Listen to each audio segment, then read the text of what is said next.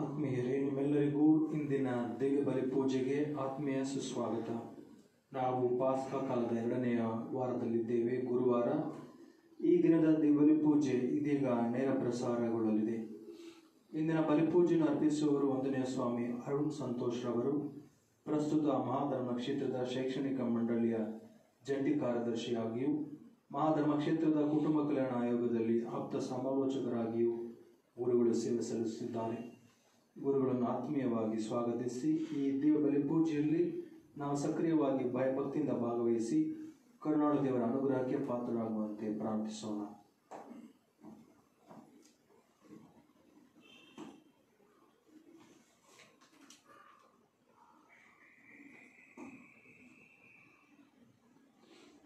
ಬಾಲು ಯೇಸುವಿನ ನೋವಿನ ಪ್ರಾರ್ಥನೆ ಶ್ಲೋಕ. ಅದ್ಭುತ ಶಾಲಿಯಾದ ಬಾಲು ಯೇಸುವೆ, ನಮಗೆ ದಯ ತೋರಿ. ಅದ್ಭುತ ಶಾಲಿಯಾದ ಬಾಲು ಯೇಸುವೆ, ನಮಗೆ ದಯ ತೋರಿ. ಅದ್ಭುತ ಶಾಲಿಯಾದ ಬಾಲು ಯೇಸುವೆ, ನಮಗೆ ದಯ ತೋರಿ. ಪ್ರಾರಂಭ ಪ್ರಾರ್ಥನೆ. ಪ್ರಿಯ ಬಾಲು ಯೇಸುವೆ, ನಿಮ್ಮ ಕರೆಗಳು ನಮ್ಮನ್ನು ಸ್ವಾಗತಿಸಲು ಚಾಚಲಾಗಿವೆ, ನಮ್ಮನ್ನು ಆಶೀರ್ವದಿಸಲು ನಮ್ಮ ಮೇಲೆ ಹರಡಲಾಗಿವೆ. ನಿಮ್ಮನ್ನು ಆರಾಧಿಸಿ ಸ್ತುತಿಸುತ್ತಾ ಈ ಸಮಯವನ್ನು ನಿಮ್ಮ ಸನ್ನಿಧಿಯಲ್ಲಿ ಕಳೆಯಲು ಕೃಪೆ ನೀಡಿರಿ. ನೀವೇ ನಮ್ಮ ಪ್ರಭು ಹಾಗೂ ರಕ್ಷಕರು. ನೀವು ಸದಾ ನಮ್ಮನ್ನು ಪರಿಪಾಲಿಸುತ್ತೀರಿ. ನಮ್ಮನ್ನು ಪರಿಪಾಲಿಸುವುದರಿಂದ ನಮ್ಮ ಪ್ರಾರ್ಥನೆಗಳಿಗೆ ಕಿವಿಗೊಡಲು ನಮ್ಮ ಬಳಿ ಇರುವಿರಿ. ನಿಮ್ಮ ಶ್ರೇಷ್ಠ ಸಹಾಯವನ್ನು ನಮಗೆ ಸದಾ ನೀಡಬೇಕೆಂದು ಇತ ದೇವರೊಂದಿಗೆ ಪವಿತ್ರಾತ್ಮರ ಐಕ್ಯದಲ್ಲಿ ಯುಗ ಯುಗಾಂತರಕ್ಕೂ ಜೀವಿಸಿ ಆಳುವ ನಿಮ್ಮನ್ನು ದೈನ್ಯದಿಂದ ಪ್ರಾರ್ಥಿಸುತ್ತೇವೆ. ನೋವೇನ ಪ್ರಾರ್ಥನೆ. ಅದ್ಭುತ ಶಾಲಿಯಾದ ಬಾಲು ಯೇಸುವೆ, ನಾವು ನಿಮ್ಮ ಮುಂದೆ ಮೊಣಕಾಲೂರಿ ನಿಮ್ಮ ಸಹಾಯವನ್ನು ಯಾಚಿಸುತ್ತೇವೆ. ನೊಂದಿರುವ ನಮ್ಮ ನನ್ಮನಗಳ ಮೇಲೆ ನಿಮ್ಮ ಕೃಪಾ ಕಟಾಕ್ಷವನ್ನು ಇರಿಸಿರಿ. ಪ್ರೀತಿಮಯ ಹಾಗೂ ಕರುಣಾಭರಿತ ಹೃದಯವುಳ್ಳ ನೀವು ನಮ್ಮ ದೀನ ಪ್ರಾರ್ಥನೆಗಳಿಂದ ಮನಕರಗಿ ನಾವು ಭಕ್ತಿಯಿಂದ ಕೋರುವ ವರಗಳನ್ನು ದಯಪಾಲಿಸಿರಿ. ನಮಗೆ ಉಂಟಾಗಿರುವ ಧೈರ್ಯವನ್ನು ತೊಲಗಿಸಿರಿ. ನಮಗೆ ಬಂದೊದಗಿರುವ ಕಷ್ಟ ಕಾರ್ಪಣ್ಯಗಳನ್ನು ದೂರ ಮಾಡಿರಿ. ನಿಮ್ಮ ಪವಿತ್ರ ಬಾಲ್ಯದ ನಿಮಿತ್ತ ನಮ್ಮ ಪ್ರಾರ್ಥನೆಗಳನ್ನು ಆಲಿಸಿ ಉಪಕಾರವನ್ನು ಉಪಶಮನವನ್ನು ನೀಡಿರಿ. ನಿಮ್ಮ ಸಹಾಯವನ್ನು ಪಡೆದು ಧನ್ಯರಾದ ನಾವು ಪಿತನೊಂದಿಗೂ ಪವಿತ್ರಾತ್ಮರೊಂದಿಗೂ ಸದಾ ಕಾಲಕ್ಕೂ ನಿಮ್ಮನ್ನು ಸ್ತುತಿಸುವೆವು. ಆಮೇನ್. ಬಲಿಪೂಜೆಯ ಸದುದ್ದೇಶ. ಪ್ರಿಯ ಪುಟ್ಟ ಬಾಲ ಯೇಸುವೆ, ಪರಲೋಕದ ತಂದೆಯನ್ನು ನಮ್ಮ ತಂದೆ ಎಂದು ಕರೆಯಲು ನಮಗೆ ಬೋಧಿಸಿದ್ದೀರಿ. ಆ ತಂದೆಯ ಮಹಿಮೆಗಾಗಿ ನಿಮ್ಮೊಂದಿಗೆ ನಾವು ಈ ಬಲಿಪೂಜೆಯನ್ನು ಅರ್ಪಿಸುತ್ತೇವೆ. ನಿಮ್ಮೊಂದಿಗೆ ನಮ್ಮೆಲ್ಲರನ್ನು ಆ ಪರಮ ತಂದೆಗೆ ಸುಗಂಧ ಬಲಿ ಕಾಣಿಕೆಯಾಗಿ ಅರ್ಪಿಸುತ್ತೇವೆ. ನಮಗಾಗಿಯೂ ವಿಶ್ವದ ಸರ್ವ ಜನರಿಗಾಗಿಯೂ ಈ ಬಲಿಪೂಜೆಯನ್ನು ಸಮರ್ಪಿಸುತ್ತೇವೆ.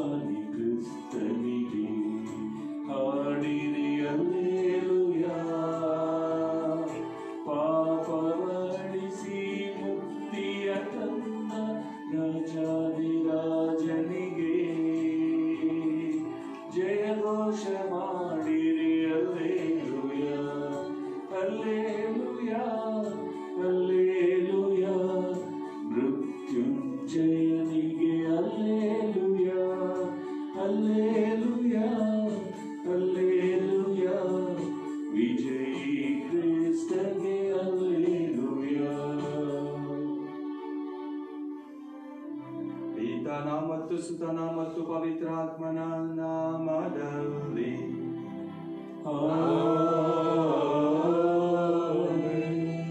ನಮ್ಮ ಪ್ರಭು ಯೇಸು ಕ್ರಿಸ್ತರ ಕೃಪಾವರವು, ದೇವರ ಪ್ರೀತಿಯು, ಪವಿತ್ರಾತ್ಮರ ಅನ್ಯೋನ್ಯತೆ ನಿಮ್ಮೆಲ್ಲರೊಡನೆ ಇರಲಿ.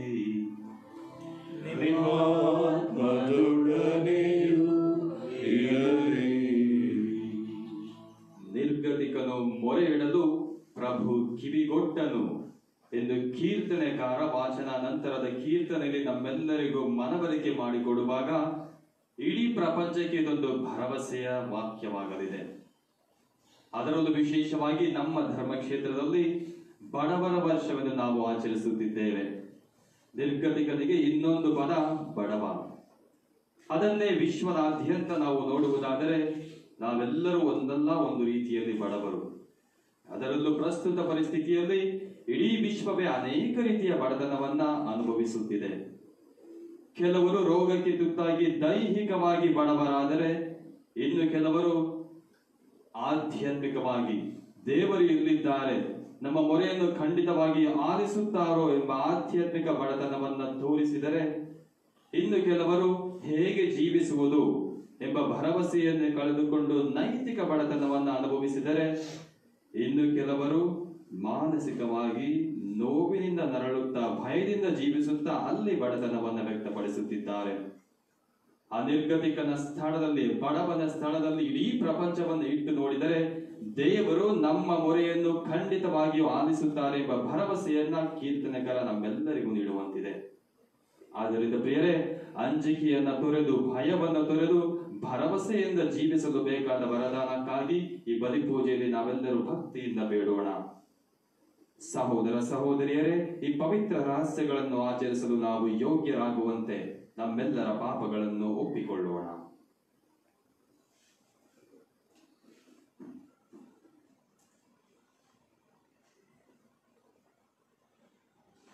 ಸರ್ವಶಕ್ತ ದೇವರಿಗೂ ಸಹೋದರ ಸಹೋದರಿಯರೇ, ನಿಮಗೂ ಯೋಚನೆಯಿಂದಲೂ ನುಡಿಯಿಂದಲೂ ನಡತೆಯಿಂದಲೂ ಕರ್ತವ್ಯ ಲೋಪದಿಂದಲೂ ನಾನು ಅನೇಕ ಪಾಪಗಳನ್ನು ಮಾಡಿದ್ದೇನೆ ಎಂದು ವಿವೇಚಿಸಿದ್ದೇನೆ. ನನ್ನ ಪಾಪವೇ, ನನ್ನ ಪಾಪವೇ, ನನ್ನ ಮಹಾಪಾಪವೇ. ಆದುದರಿಂದ ಸಾಗಣಿಕೆಯಾದ ಸಂತ ಮರಿಯಮ್ಮನವರನ್ನು, ಸಕಲ ದೇವದೂತರನ್ನು, ಸಂತರನ್ನು, ಸಹೋದರ ಸಹೋದರಿಯರೇ, ನಿಮ್ಮನ್ನು ನನಗಾಗಿ ನನ್ನ ಪ್ರಭು ದೇವರಲ್ಲಿ ಪ್ರಾರ್ಥಿಸಬೇಕೆಂದು ಬೇಡಿಕೊಳ್ಳುತ್ತೇನೆ. ಸರ್ವಶಕ್ತ ದೇವರು ನಮಗೆ ದಯೆ ತೋರಿಸಿ ನಮ್ಮ ಪಾಪಗಳನ್ನು ಕ್ಷಮಿಸಿ ನಮ್ಮನ್ನು ನಿತ್ಯ ಜೀವಕ್ಕೆ ಕರೆದೊಯ್ಯಲಿ. ಆಮೆನ್. ಪ್ರಾರ್ಥಿಸೋಣ.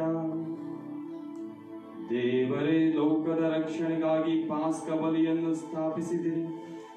ನಿಮ್ಮ ಪ್ರಜೆಯ ಮನವಿಯನ್ನು ದಯೆಯಿಂದ ಆಲಿಸಿರಿ. ನಮ್ಮ ಪರವಾಗಿ ಭಿನ್ನವಿಸುವ ನಮ್ಮ ಮಹಾಯಾಜಕ ಕ್ರಿಸ್ತರು ನಮ್ಮನ್ನೇ ಹೋಲುವ ನಿಮಿತ್ತ ನಮ್ಮನ್ನು ನಿಮ್ಮೊಡನೆ ಸಂಧಾನಪಡಿಸಲಿ. ಅಂತೆಯೇ ನಿಮ್ಮೊಡನೆ ಸರಿ ಸಮಾನತೆಯನ್ನು ಹೊಂದಿರುವ ಅವರು ನಮ್ಮ ಪಾಪಗಳಿಂದ ನಮ್ಮನ್ನು ವಿಮುಕ್ತಗೊಳಿಸಲಿ. ನಿಮ್ಮೊಂದಿಗೆ ಪವಿತ್ರಾತ್ಮರ ಐಕ್ಯದಲ್ಲಿ ದೇವರಾಗಿ ಯುಗ ಯುಗಾಂತರಕ್ಕೂ ಜೀವಿಸಿ ಆಳುವ ನಮ್ಮ ಪ್ರಭುವು ನಿಮ್ಮ ಪುತ್ರರು ಆಗಿರುವ ಯೇಸು ಕ್ರಿಸ್ತರ ಮುಖಾಂತರ ನಿಮ್ಮನ್ನು ಪ್ರಾರ್ಥಿಸುತ್ತೇವೆ.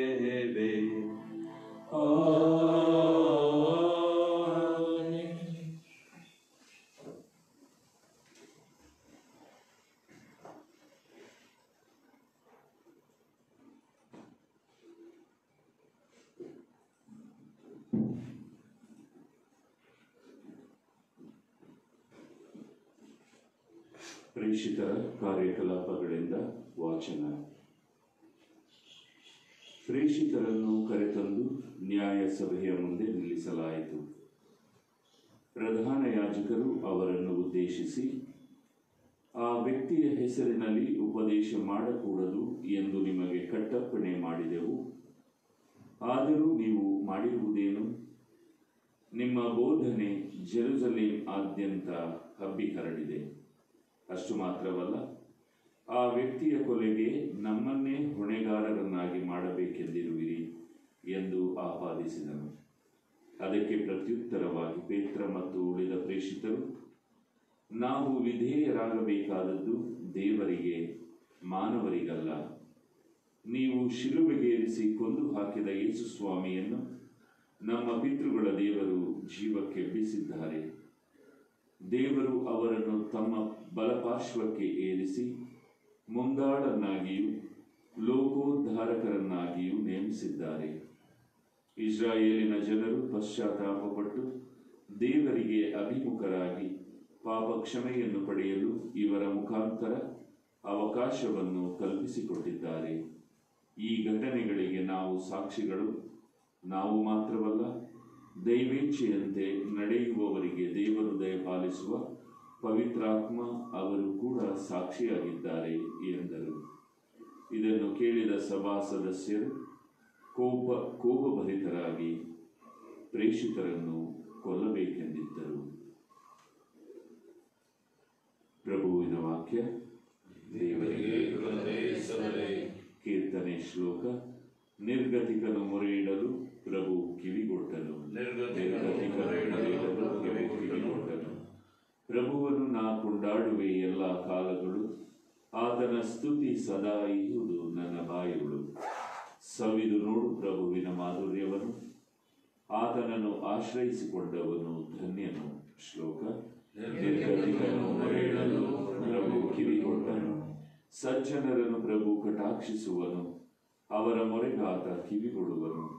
ಕಿವಿಗೊಡುವನು ಪ್ರಭು ಸಜ್ಜನರ ಮೊರೆಗೆ, ನೆರವನೀವರ ಕಷ್ಟ ನಿವಾರಣೆಗೆ. ಶ್ಲೋಕ. ನಿರ್ಗತಿಕನು ಮೊರೆಯಿಡಲು ಪ್ರಭು ಕಿವಿಗೊಟ್ಟನು.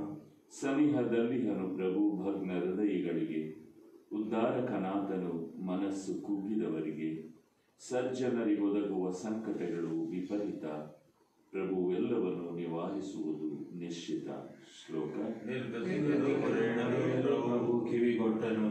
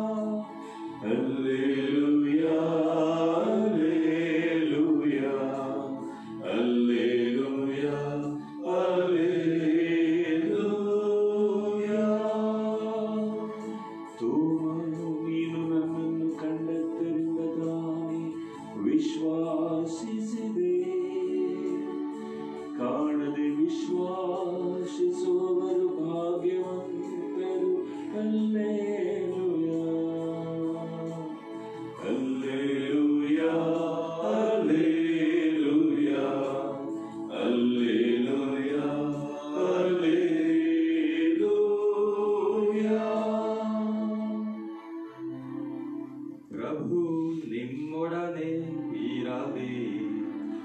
ನಿಮ್ಮಾತ್ಮದೊಡನೆಯೂ ಇರಲಿ. ಯೋಹಾನನು ಬರೆದ ಪವಿತ್ರ ಶುಭ ಸಂದೇಶದಿಂದ ವಾಚನ. ಪ್ರಭು ನಿಮಗೆ ಮಹಿಮೆ ಸಲ್ಲಲಿ. ಸ್ನಾನಿಕ ಯೋಹಾನನು ತನ್ನ ಶಿಷ್ಯರಿಗೆ ಹೀಗೆಂದು ಹೇಳಿದನು: ಮೇಲಿಂದ ಬಂದವನೇ ಎಲ್ಲರಿಗಿಂತ ಮೇಲಾದವನು. ಇಹಲೋಕದಿಂದ ಬಂದವನಾದರೂ ಈ ಲೋಕಕ್ಕೆ ಸೇರಿದವನು. ಅವನು ಲೌಕಿಕವಾದುದನ್ನೇ ಹೇಳುವವನು. ಸ್ವರ್ಗದಿಂದ ಬಂದವನಾದರೂ ಸರ್ವರಿಗೂ ಶ್ರೇಷ್ಠನು. ಆತನು ತಾನು ಕಂಡದ್ದನ್ನು ಕೇಳಿದ್ದನ್ನು ಕುರಿತೇ ಸಾಕ್ಷಿ ಹೇಳುತ್ತಾನೆ. ಆದರೂ ಆತನ ಮಾತನ್ನು ಯಾರೂ ಅಂಗೀಕರಿಸುವುದಿಲ್ಲ. ಆತನ ಮಾತನ್ನು ಅಂಗೀಕರಿಸುವವನು ದೇವರು ಸತ್ಯ ಸ್ವರೂಪಿ ಎಂದು ಸಾದೃಶ್ಯಪಡಿಸುತ್ತಾನೆ. ದೇವರು ಕಳುಹಿಸಿದಾತನು ದೇವರ ಮಾತುಗಳನ್ನೇ ಆಡುತ್ತಾನೆ, ಏಕೆಂದರೆ ದೇವರು ಆತನಿಗೆ ಪವಿತ್ರಾತ್ಮ ಅವರನ್ನು ಪೂರ್ಣವಾಗಿ ಕೊಟ್ಟಿರುತ್ತಾರೆ. ಪಿತಾ ಪುತ್ರನನ್ನು ಪ್ರೀತಿಸಿ ಸರ್ವಸ್ವವನ್ನು ಆತನ ಕೈಗೆ ಕೊಟ್ಟಿದ್ದಾರೆ. ಪುತ್ರನಲ್ಲಿ ವಿಶ್ವಾಸವಿಟ್ಟವನು ನಿತ್ಯ ಜೀವವನ್ನು ಪಡೆದಿರುತ್ತಾನೆ. ಪುತ್ರನಿಗೆ ಶರಣಾಗದವನು ನಿತ್ಯ ಜೀವವನ್ನು ಸವಿಯನು. ಅವನು ದೇವರ ಕೋಪಾಗ್ನಿಗೆ ಗುರಿಯಾಗುತ್ತಾನೆ. ಪ್ರಭುವಿನ ಶುಭ ಸಂದೇಶ. ಕ್ರಿಸ್ತರೇ ನಿಮಗೆ ಸ್ತುತಿಯು ಸಲ್ಲಲಿ.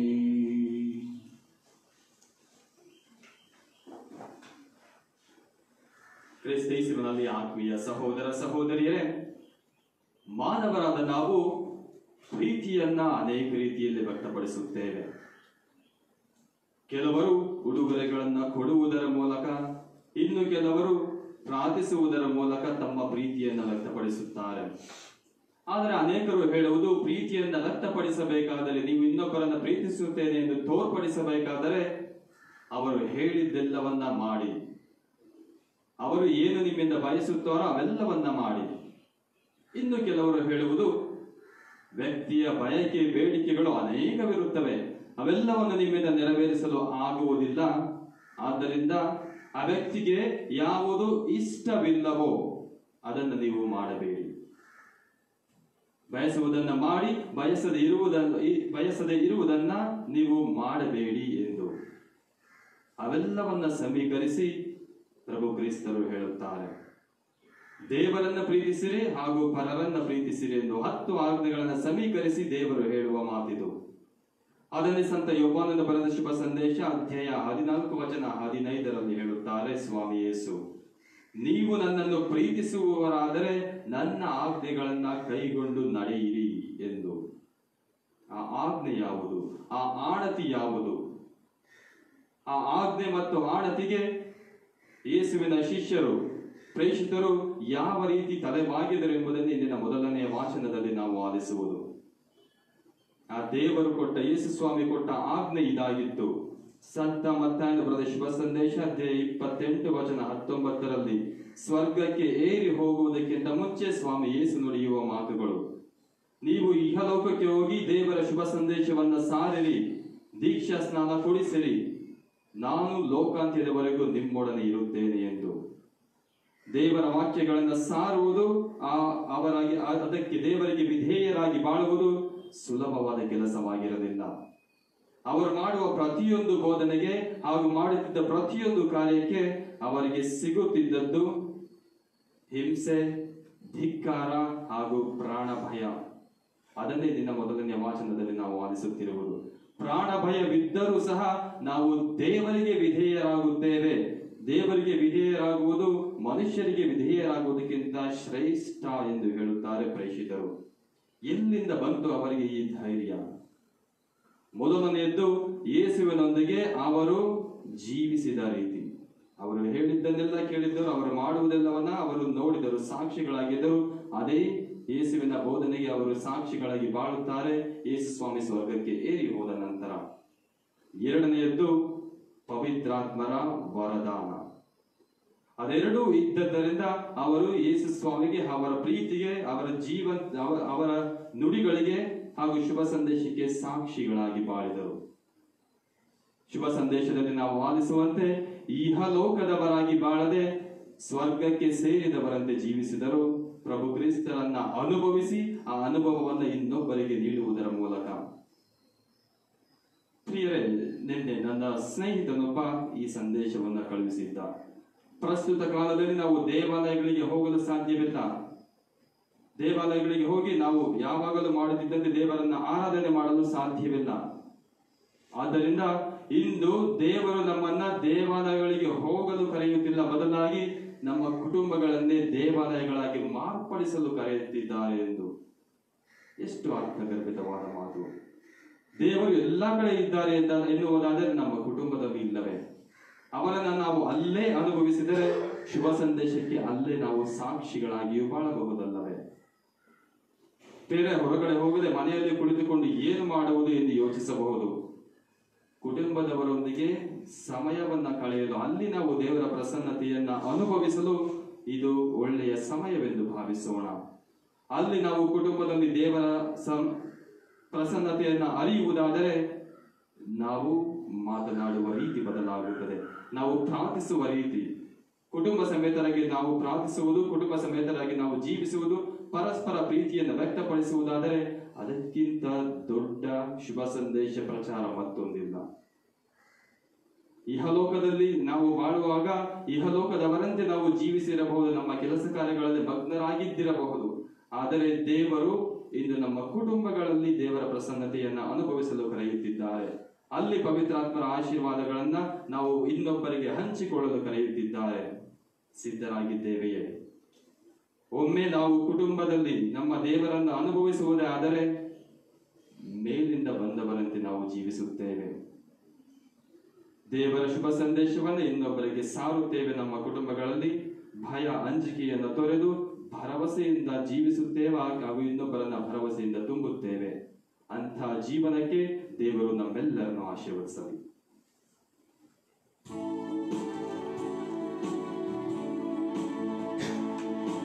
ಎನ್ನ ದೇವ ನಿನ್ನ ಬಳಿಗೆ ಬಂದೆ,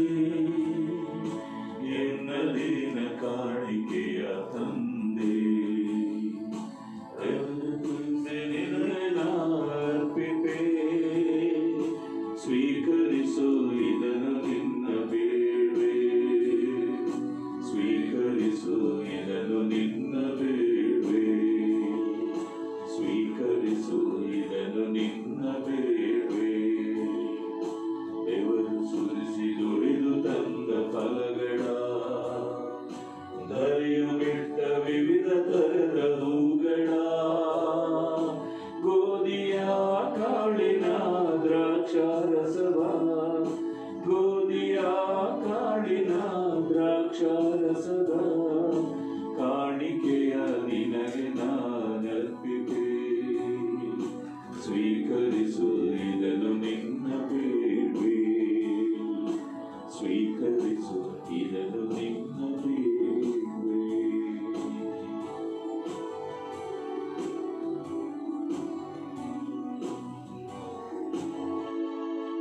ಸಹೋದರ ಸಹೋದರಿಯರೇ, ನನ್ನ ಮತ್ತು ನಿಮ್ಮ ಬಲಿಯು ಸರ್ವಶಕ್ತ ಪಿತ ದೇವರಿಗೆ ಅಂಗೀಕೃತವಾಗುವಂತೆ ಪ್ರಾರ್ಥಿಸಿರಿ. ಪ್ರಭು ತಮ್ಮ ನಾಮದ ಸ್ತುತಿ ಹಾಗೂ ಮಹಿಮೆಗಾಗಿಯೂ ನಮ್ಮ ಮತ್ತು ನಮ್ಮ ಇಡೀ ಪವಿತ್ರ ಧರ್ಮಸಭೆಯ ಒಳಿತಿಗಾಗಿಯೂ ಈ ಬಲಿಯನ್ನು ನಿಮ್ಮ ಕರೆಗಳಿಂದ ಸ್ವೀಕರಿಸಲಿ. ಪ್ರಭು, ನಮ್ಮ ಬಲಿ ಕಾಣಿಕೆಯೊಂದಿಗೆ ನಮ್ಮ ಪ್ರಾರ್ಥನೆಗಳು ನಿಮ್ಮ ಸನ್ನಿಧಿಗೆ ಏರಲಿ. ನಿಮ್ಮ ದಯೆಯಿಂದ ನಾವು ಶುದ್ಧರಾಗಿ ನಿಮ್ಮ ಅಪರಿಮಿತ ಪ್ರೀತಿಯ ರಹಸ್ಯಗಳಿಗೆ ಅನುಗುಣವಾಗಿ ಬಾಳುವಂತಾಗಲಿ. ನಮ್ಮ ಪ್ರಭು ಕ್ರಿಸ್ತರ ಮುಖಾಂತರ ನಿಮ್ಮನ್ನು ಪ್ರಾರ್ಥಿಸುತ್ತೇವೆ.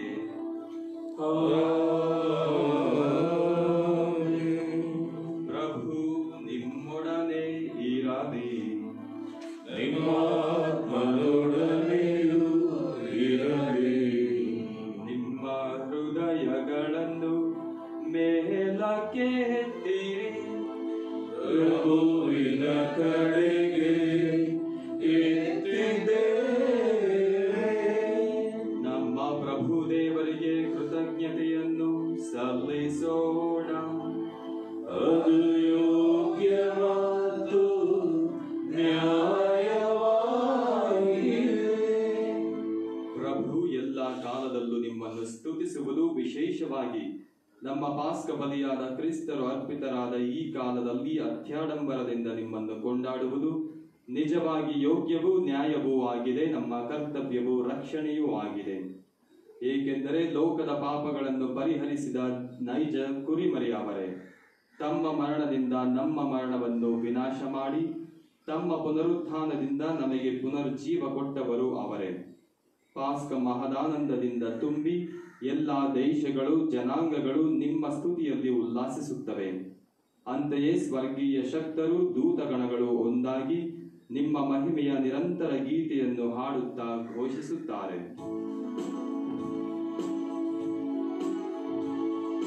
ಪರಿಶುದ್ಧರು ಪರಿಶುದ್ಧರು ಸೇನಾಧೀಶ್ವರ ಪ್ರಭುದೇವರು, ಪರಿಶುದ್ಧರು ಪರಿಶುದ್ಧರು ಇಹ ಪರಗಳು ನಿಮ್ಮ ಮಹಿಮೆಯಿಂದ ತುಂಬಿದೆ.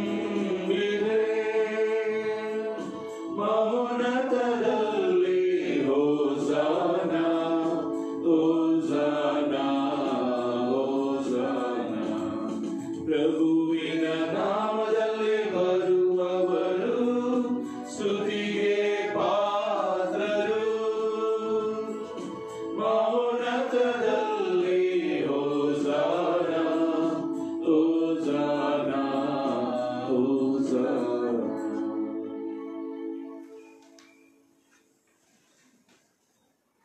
ಪ್ರಭು, ನೀವು ನಿಜವಾಗಿಯೂ ಪರಿಶುದ್ಧರು, ಸರ್ವ ಪರಿಶುದ್ಧತೆಯ ಬುಗ್ಗೆಯೂ ನೀವೇ. ಈ ಕೊಡುಗೆಗಳ ಮೇಲೆ ನಿಮ್ಮ ಪವಿತ್ರಾತ್ಮರನ್ನು ಇಬ್ಬನಿಯಂತೆ ಸುರಿಸಿ ಪಾವನಗೊಳಿಸಿರೆಂದು ಪ್ರಾರ್ಥಿಸುತ್ತೇವೆ. ನಮಗಿವು ನಮ್ಮ ಪ್ರಭು ಯೇಸು ಕ್ರಿಸ್ತರ ಶರೀರ ಮತ್ತು ರಕ್ತವಾಗುವಂತೆ ಮಾಡಿರಿ.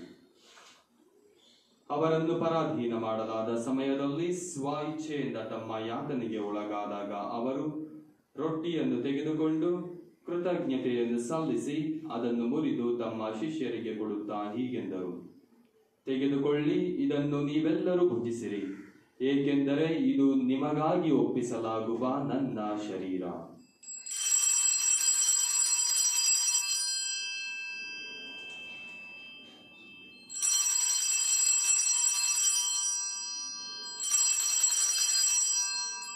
ಅಂತೆಯೇ ಭೋಜನದ ಅಂತ್ಯದಲ್ಲಿ ಅವರು ಪಾನಪಾತ್ರೆಯನ್ನು ತೆಗೆದುಕೊಂಡು ಮತ್ತೊಮ್ಮೆ ನಿಮಗೆ ಕೃತಜ್ಞತೆಯನ್ನು ಸಲ್ಲಿಸಿ ತಮ್ಮ ಶಿಷ್ಯರಿಗೆ ಕೊಡುತ್ತಾ ಹೀಗೆಂದರು: ತೆಗೆದುಕೊಳ್ಳಿ ಮತ್ತು ಇದರಿಂದ ನೀವೆಲ್ಲರೂ ಪಾನ ಮಾಡಿರಿ, ಏಕೆಂದರೆ ಇದು ಹೊಸ ಮತ್ತು ಅನಂತ ಒಡಂಬಡಿಕೆಯ ನನ್ನ ರಕ್ತದ ಪಾತ್ರೆ. ಈ ರಕ್ತವು ನಿಮ್ಮ ಹಾಗೂ ಅನೇಕರ ಪಾಪಗಳ ಪರಿಹಾರಕ್ಕಾಗಿ ಸುರಿಸಲಾಗುವುದು. ಇದನ್ನು ನನ್ನ ಸ್ಮರಣೆಗಾಗಿ ಮಾಡಿರಿ.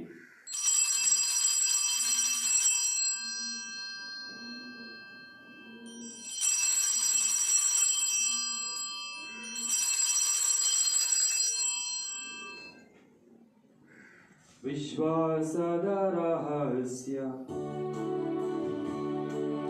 ನಿಮ್ಮ ಶಿಲುಬೆ ಹಾದು ಪುನರುತ್ಥಾನದ ಮೂಲಕ ನಮ್ಮನ್ನು ವಿಮೋಚಿಸಿದ ಲೋಕರಕ್ಷಕರೇ, ನಮ್ಮನ್ನು ರಕ್ಷಿಸಿರಿ. ಆದುದರಿಂದ ಪ್ರಭು ನಿಮ್ಮ ಸಮ್ಮುಖದಲ್ಲಿ ನಿಂತು ಸೇವೆ ಸಲ್ಲಿಸಲು ನಮ್ಮನ್ನು ಯೋಗ್ಯರೆಂದು ಪರಿಗಣಿಸಿದ್ದಕ್ಕಾಗಿ ನಿಮಗೆ ಕೃತಜ್ಞತೆಯನ್ನು ಸಲ್ಲಿಸುತ್ತೇವೆ. ಕ್ರಿಸ್ತರ ಮರಣ ಮತ್ತು ಪುನರುತ್ಥಾನದ ಸ್ಮರಣೆಯನ್ನು ಆಚರಿಸುತ್ತಾ ಜೀವವೀವ ರೊಟ್ಟಿಯನ್ನು ರಕ್ಷಣೆಯನ್ನೀಯುವ ಪಾತ್ರೆಯನ್ನು ನಿಮಗೆ ಅರ್ಪಿಸುತ್ತೇವೆ.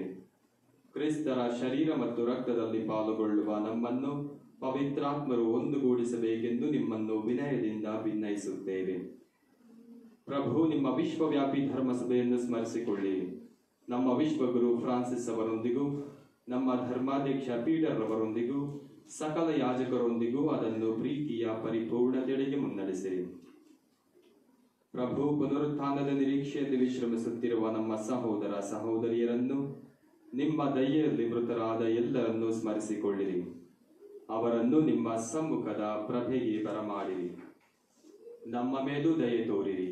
ದೇವಮಾತೆ ಪೂಜ್ಯ ಕನ್ಯಾ ಮರಿಯಮ್ಮನವರೊಂದಿಗೂ ಆಕೆಯ ಪತಿ ಸಂತ ಜೋಸೆಫರೊಂದಿಗೂ ಪುನೀತ ಪ್ರೇಷಿತರೊಂದಿಗೂ ಎಲ್ಲಾ ಕಾಲಗಳಲ್ಲಿ ನಿಮ್ಮ ಮೆಚ್ಚುಗೆಗೆ ಪಾತ್ರರಾದ ಸಕಲ ಸಂತರೊಂದಿಗೂ ನಾವು ನಿತ್ಯ ಜೀವದಲ್ಲಿ ಸಹಭಾಗಿಗಳಾಗಿ ನಿಮ್ಮನ್ನು ಸ್ತುತಿಸಿ ಮಹಿಮೆ ಪಡಿಸುವಂತೆ ನಿಮ್ಮ ಪುತ್ರ ಯೇಸು ಕ್ರಿಸ್ತರ ಮುಖಾಂತರ ಪ್ರಾರ್ಥಿಸುತ್ತೇವೆ.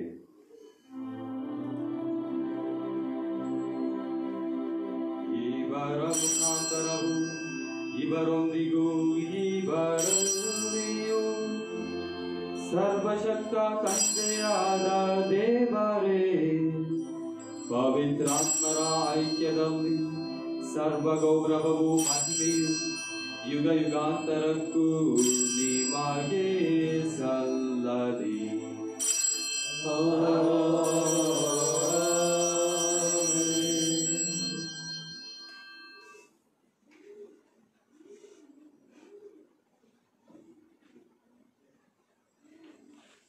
ರಕ್ಷಕರ ಆಜ್ಞೆಯ ಪ್ರಕಾರ ಮತ್ತು ದೈವ ಬೋಧನೆಯಿಂದ ಶಿಕ್ಷಿತರಾಗಿ ಧೈರ್ಯದಿಂದ ನಾವು ಹೇಳುವುದೇನೆಂದರೆ, ಸ್ವರ್ಗದಲ್ಲಿರುವ ನಮ್ಮ ತಂದೆಯೇ, ನಿಮ್ಮ ನಾಮ ಪೂಜಿತವಾಗಲಿ, ನಿಮ್ಮ ರಾಜ್ಯ ಬರಲಿ, ನಿಮ್ಮ ಚಿತ್ತ ಸ್ವರ್ಗದಲ್ಲಿ ನೆರವೇರುವ ಪ್ರಕಾರ ಭೂಮಿಯಲ್ಲಿಯೂ ನೆರವೇರಲಿ. ನಮ್ಮ ಅನುದಿನದ ಆಹಾರವನ್ನು ಇಂದು ನಮಗೆ ನೀಡಿರಿ. ನಮಗೆ ತಪ್ಪು ಮಾಡಿದವರನ್ನು ನಾವು ಕ್ಷಮಿಸುವ ಪ್ರಕಾರ ನಮ್ಮ ಪಾಪಗಳನ್ನು ಕ್ಷಮಿಸಿರಿ. ನಮ್ಮನ್ನು ಶೋಧನೆಗೆ ಒಳಪಡಿಸಲಿ, ಕೇಡಿನಿಂದ ನಮ್ಮನ್ನು ರಕ್ಷಿಸಿರಿ. ಪ್ರಭು, ಸಕಲ ಕೇಡುಗಳಿಂದ ನಮ್ಮನ್ನು ರಕ್ಷಿಸಿರೆಂದು ಪ್ರಾರ್ಥಿಸುತ್ತೇವೆ. ನಿಮ್ಮ ದಯೆಯ ನೆರವನ್ನು ಪಡೆದು ಪಾಪದಿಂದ ಸದಾ ವಿಮುಕ್ತರಾಗಿ ಎಲ್ಲಾ ಸಂಕಷ್ಟಗಳಿಂದ ಸುರಕ್ಷಿತರಾಗಿರುವಂತೆ ನಮ್ಮ ಜೀವಮಾನದಲ್ಲಿ ಶಾಂತಿಯನ್ನು ದಯೆಯಿಂದ ಕರುಣಿಸಿರಿ. ನಾವು ಸ್ವರ್ಗಾನಂದವನ್ನು, ನಮ್ಮ ರಕ್ಷಕ ಯೇಸು ಕ್ರಿಸ್ತರ ಆಗಮನವನ್ನು ನಿರೀಕ್ಷಿಸುತ್ತಿದ್ದೇವೆ. ಏಕೆಂದರೆ ರಾಜ್ಯಭಾರವು, ಅಧಿಕಾರವು, ಮಹಿಮೆಯು ಯುಗ ಯುಗಾಂತರಕ್ಕೂ ನಿಮ್ಮದೇ. ಪ್ರಭು ಯೇಸು ಕ್ರಿಸ್ತರೇ, ನಿಮ್ಮ ಪ್ರೇಷಿತರಿಗೆ ನಿಮಗೆ ಶಾಂತಿಯನ್ನು ಬಿಟ್ಟು ಹೋಗುತ್ತೇನೆ, ನನ್ನ ಶಾಂತಿಯನ್ನು ನಿಮಗೆ ಕೊಡುತ್ತೇನೆ ಎಂದು ಹೇಳಿದ್ದೀರಿ. ನಮ್ಮ ಪಾಪಗಳನ್ನು ಲಕ್ಷಿಸದೆ ನಿಮ್ಮ ಧರ್ಮಸಭೆಯ ವಿಶ್ವಾಸವನ್ನು ಈಕ್ಷಿಸಿರಿ. ಅದಕ್ಕೆ ನಿಮ್ಮ ಚಿತ್ತದ ಪ್ರಕಾರ ಶಾಂತಿಯನ್ನು, ಐಕ್ಯತೆಯನ್ನು ದಯೆಯಿಂದ ದಯಪಾಲಿಸಿರಿ. ಯುಗ ಯುಗಾಂತರಕ್ಕೂ ಜೀವಿಸಿ ಆಳುವ ನಿಮ್ಮನ್ನು ಪ್ರಾರ್ಥಿಸುತ್ತೇವೆ. ಪ್ರಭುವಿನ ಶಾಂತಿ ಸದಾ ನಿಮ್ಮಲ್ಲಿರಲಿ, ನಿಮ್ಮ ಆತ್ಮದೊಡನೆಯೂ ಇರಲಿ. ಪರಸ್ಪರ ಶಾಂತಿಯನ್ನು ಕೋರೋಣ.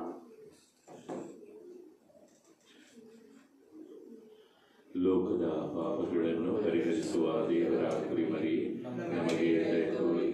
ಲೋಕದ ಪಾಪಗಳನ್ನು ಪರಿಹರಿಸುವ ದೇವರ ಕುರಿಮರಿ, ನಮಗೆ ದಯೆ ತೋರಿ. ಲೋಕದ ಪಾಪಗಳನ್ನು ಪರಿಹರಿಸುವ ದೇವರ ಕುರಿಮರಿ, ನಮಗೆ ಶಾಂತಿ ನೀಡಿರಿ.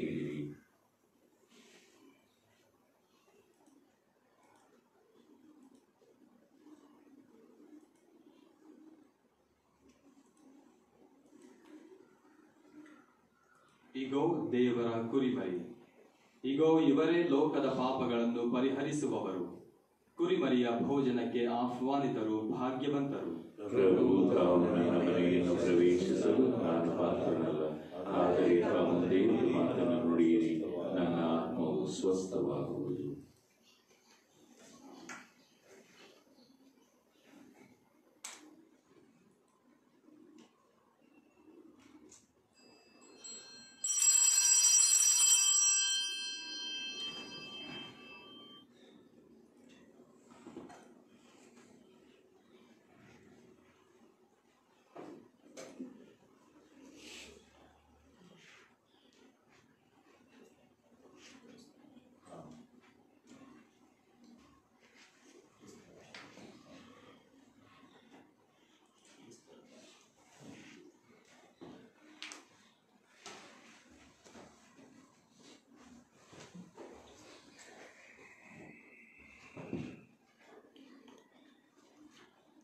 ಆಧ್ಯಾತ್ಮಿಕ ಪರಮ ಪ್ರಸಾದ ಸ್ವೀಕಾರ ಪ್ರಾರ್ಥನೆ. ಓ ನನ್ನ ಯೇಸುವೆ, ನೀವು ನಿಜವಾಗಿಯೂ ಪರಮ ಪ್ರಸಾದ ಸಂಸ್ಕಾರದಲ್ಲಿ ಪ್ರಸನ್ನರಾಗಿದ್ದೀರಿ ಎಂದು ನಾನು ವಿಶ್ವಾಸಿಸುತ್ತೇನೆ.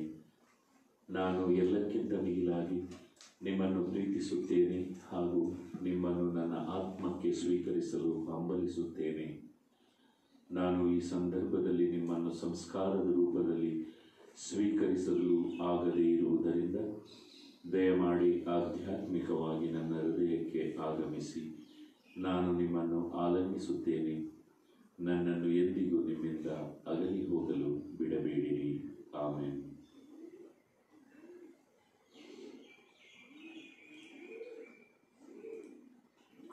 ಕೊರೋನಾ ವೈರಸ್ ನಾಶಕ್ಕಾಗಿ ಪ್ರಾರ್ಥನೆ.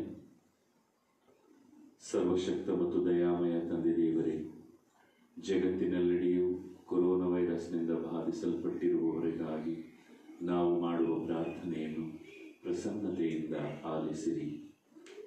ಈ ಮಹಾ ಸೋಂಕಿನಿಂದ ಸಂಕಷ್ಟದಲ್ಲಿರುವ ಕುಟುಂಬಗಳಿಗಾಗಿ, ಸೋಂಕು ತಗಲಿರುವ ವ್ಯಾಧಿಷ್ಠರಿಗಾಗಿ ತಾವು ಸೌಖ್ಯವನ್ನು ದಯಪಾಲಿಸಿ ಅತಿ ಶೀಘ್ರದಲ್ಲೇ ಈ ವೈರಸ್ ಅಂಟು ರೋಗ ಹತೋಟಿಗೆ ತರಬೇಕೆಂದು ಪ್ರಾರ್ಥಿಸುತ್ತೇವೆ. ಈ ರೋಗಕ್ಕೆ ಚುಚ್ಚುಮದ್ದನ್ನು ಕಂಡು ಹಿಡಿಯಲು ಶ್ರಮಿಸುತ್ತಿರುವ ವೈದ್ಯರಿಗಾಗಿ, ಸಂಶೋಧಕರಿಗಾಗಿ ನಾವು ಪ್ರಾರ್ಥಿಸುತ್ತೇವೆ. ಅತಿ ಶೀಘ್ರದಲ್ಲಿಯೇ ಅವರು ಈ ರೋಗಕ್ಕೆ ಔಷಧಿಯನ್ನು ಕಂಡು ಹಿಡಿಯುವಂತಾಗಲಿ. ನಮ್ಮ ಸರ್ಕಾರದ ಸಕಲ ಸಿಬ್ಬಂದಿಗಳಿಗೂ, ಆರೋಗ್ಯ ಮತ್ತು ಕುಟುಂಬ ಕಲ್ಯಾಣ ಸೇವೆಯಲ್ಲಿರುವವರಿಗೂ, ಪೊಲೀಸ್ ಸಿಬ್ಬಂದಿ, ರೈತರು, ದೂರ ಸಂಪರ್ಕ, ವಿದ್ಯುತ್ ಶಕ್ತಿ ಸರಬರಾಜು, ಜಲಮಂಡಳಿ ಹಾಗೂ ಮಹಾನಗರ ಪಾಲಿಕೆಯಂತಹ ಕ್ಷೇತ್ರಗಳಲ್ಲಿ ದುಡಿಯುತ್ತಿರುವ ವ್ಯಕ್ತಿಗಳಿಗಾಗಿ ನಾವು ಪ್ರಾರ್ಥಿಸುತ್ತೇವೆ. ಜನರ ಅಭ್ಯುದಯಕ್ಕಾಗಿ ಅವರು ತಕ್ಕ ಕ್ರಮಗಳನ್ನು ಕೈಗೊಳ್ಳುವಂತೆ ಅವರನ್ನು ಪ್ರೇರೇಪಿಸಿರಿ. ಈ ಪ್ರಾರ್ಥನೆಯನ್ನು ನಾವು ಪ್ರಭು ಯೇಸು ಕ್ರಿಸ್ತರ ಮುಖಾಂತರ ಪ್ರಾರ್ಥಿಸುತ್ತೇವೆ. ಆಮೆನ್. ಪ್ರಾರ್ಥಿಸೋಣ. ಸರ್ವಶಕ್ತ ಸದಾ ಜೀವಿಸುವ ದೇವರೇ, ಕ್ರಿಸ್ತರ ಪುನರುತ್ಥಾನದ ಮೂಲಕ ನಮ್ಮನ್ನು ಅನಂತ ಜೀವನಕ್ಕೆ ನವೀಕರಿಸುತ್ತೀರಿ. ನಮ್ಮಲ್ಲಿ ಪಾಸ್ಕ ಸಂಸ್ಕಾರದ ಫಲವನ್ನು ಅಧಿಕರಿಸಿ ರಕ್ಷಣೆಯನ್ನು ನೀಡುವ ಸ್ವರ್ಗೀಯ ಆಹಾರದ ಶಕ್ತಿಯಿಂದ ನಮ್ಮ ಹೃದಯಗಳನ್ನು ತುಂಬಿರಿ. ನಮ್ಮ ಪ್ರಭು ಕ್ರಿಸ್ತರ ಮುಖಾಂತರ ನಿಮ್ಮನ್ನು ಪ್ರಾರ್ಥಿಸುತ್ತೇವೆ.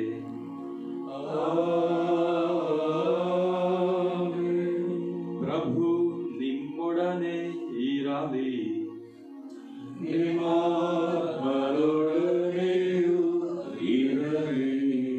ಸರ್ವಶಕ್ತ ದೇವರಾದ ಪಿತಾ ಮತ್ತು ಸುತ ಮತ್ತು ಪವಿತ್ರಾತ್ಮರು ನಿಮ್ಮನ್ನು ಆಶೀರ್ವದಿಸಲಿ.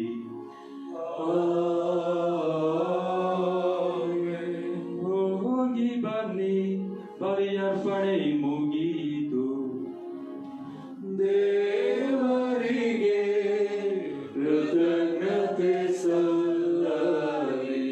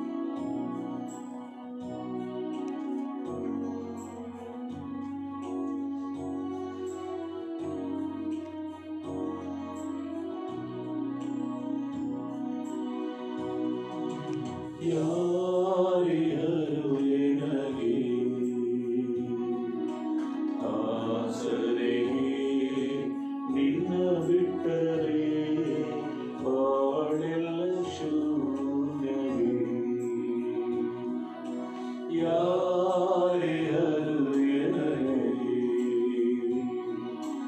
ಆಸರೆಗೆ ನಿನ್ನ ಬಿಟ್ಟರೆ ಬಾಳೆಲ್ಲ ಶೂನ್ಯವೇ. ಜೀವನವೆಂಬ ಯಾತ್ರೆ ಒಂದು ಗಳಿಗೆಯ ಕನಸಿನಂತೆ. ಜೀವನವೆಂಬ ಯಾತ್ರೆ ಒಂದು ಗಳಿಗೆಯ ಕನಸಿನಂತೆ. ನಿನ್ನ ಸನಿಹದ ಭಾಗ್ಯ ಬಹು ಸುದ್ಯಾರವು ಎನಗೆ. ಯಾರಿಹರು ಎನಗೆ ಆಸರೆಗೆ ನಿನ್ನ ಬಿಟ್ಟರೆ ಬಾಳೆಲ್ಲ ಶೂನ್ಯವೇ. ನಮ್ಮೆಲ್ಲರ ಸೃಷ್ಟಿಕರ್ತನು ನಮ್ಮ ರಕ್ಷಕನೂ ಆಗಿರುವ ಪ್ರಿಯ ಯೇಸುವೆ, ನೀವೇ ನಮ್ಮ ಸರ್ವಸ್ವ ಎಂದು ನಿಮ್ಮನ್ನೇ ಆಧರಿಸಿ ಬಾಳುತ್ತಿರುವ ನಮ್ಮೆಲ್ಲರನ್ನು ಆಶೀರ್ವದಿಸಿರಿ. ದೇವರ ವಾಕ್ಯಗಳಲ್ಲಿ ನೀವು ನಮಗೆ ನುಡಿದಂತೆ ನಿರ್ಗತಿಕರಾದ ಬಡವರಾದ ನಾವು ನಿಮ್ಮನ್ನೇ ಅವಲಂಬಿಸಿ ಬಾಳುತ್ತಿದ್ದೇವೆ. ನಮ್ಮೆಲ್ಲರ ಪ್ರಾರ್ಥನೆಗಳನ್ನು ನೀವು ಖಂಡಿತವಾಗಿಯೂ ಆಲಿಸುತ್ತೀರಿ ಎಂಬ ಭರವಸೆಯಲ್ಲಿ ಜೀವಿಸುತ್ತಿದ್ದೇವೆ. ಎಂತಲೇ ಇಡೀ ಲೋಕವನ್ನು ನಿಮ್ಮ ಪಾದದಡಿಗೆ ಅರ್ಪಿಸಿ ಇಡೀ ಲೋಕಕ್ಕಾಗಿ ನಾವು ಮಾಡುವ ಪ್ರಾರ್ಥನೆಯನ್ನು ಆಲಿಸಿರಿ. ನೀವು ಪ್ರೀತಿಯಿಂದ ಸೃಷ್ಟಿಸಿದ ಈ ಲೋಕವನ್ನು ಆಧರಿಸಿ ಕಾಪಾಡಿರಿ. ಎಲ್ಲ ರೋಗ ರುಜಿನಗಳಿಂದ ಈ ಲೋಕವನ್ನು ವಿಮುಕ್ತಗೊಳಿಸಿರಿ.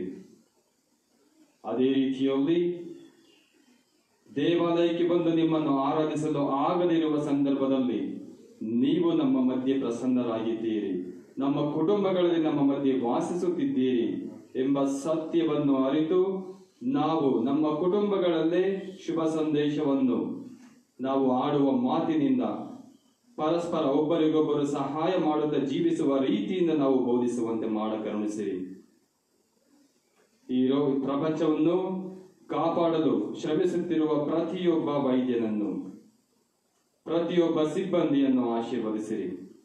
ಅವರೆಲ್ಲರನ್ನೂ ನಿಮ್ಮ ಸೌಖ್ಯದ ಸಂಕೇತಗಳನ್ನಾಗಿ ಸಾಧನಗಳನ್ನಾಗಿ ಬಳಸಿಕೊಳ್ಳಿರಿ. ಎಲ್ಲ ಅಂಜಿಕೆ ಭಯವನ್ನು ನಮ್ಮಿಂದ ಹೋಗಲಾಡಿಸಿ ಭರವಸೆಯಿಂದ ನಮ್ಮನ್ನು ತುಂಬಿ ನಮ್ಮನ್ನೆಲ್ಲರನ್ನು ಮುನ್ನಡೆಸಬೇಕೆಂದು ನಿಮ್ಮನ್ನು ಧೈರ್ಯದಿಂದ ಪ್ರಾರ್ಥಿಸುತ್ತೇವೆ.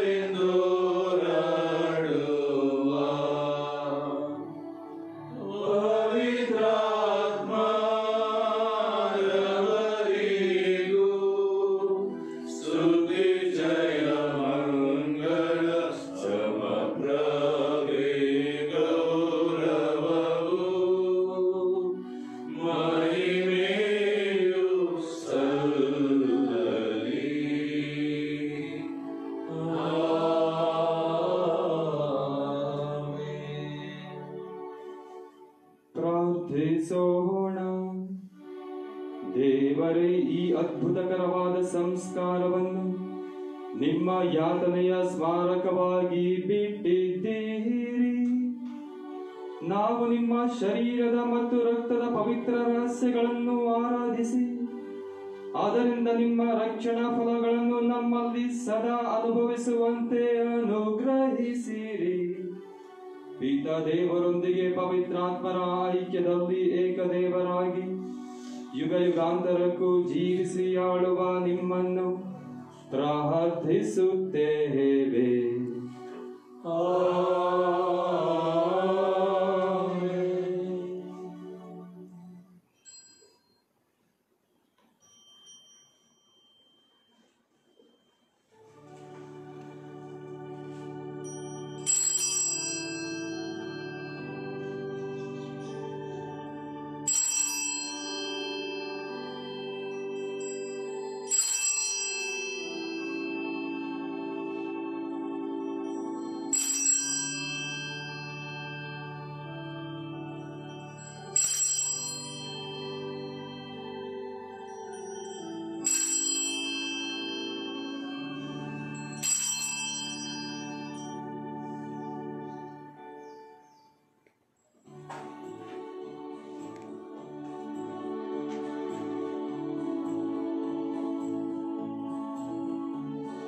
ಮೃತ್ಯುಂಜಯ ಹಲ್ಲೆಲೂಯಾ, ಕ್ರಿಸ್ತ ಜಯ ಹಲ್ಲೆಲೂಯಾ, ಹಲ್ಲೆಲು ಹಲ್ಲೆಲೂಯಾ,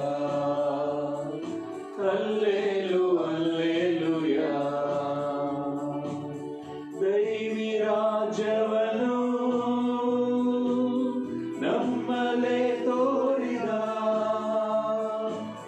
ದೈವಿ ರಾಜ್ಯವನ್ನು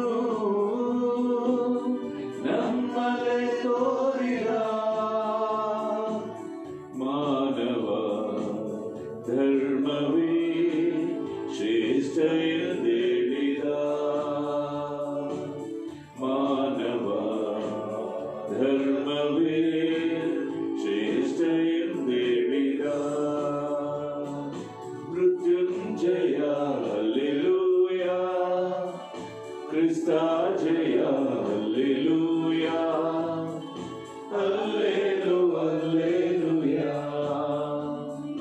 ಹಲ್ಲೆಲು ಹಲ್ಲೆಲೂಯಾ.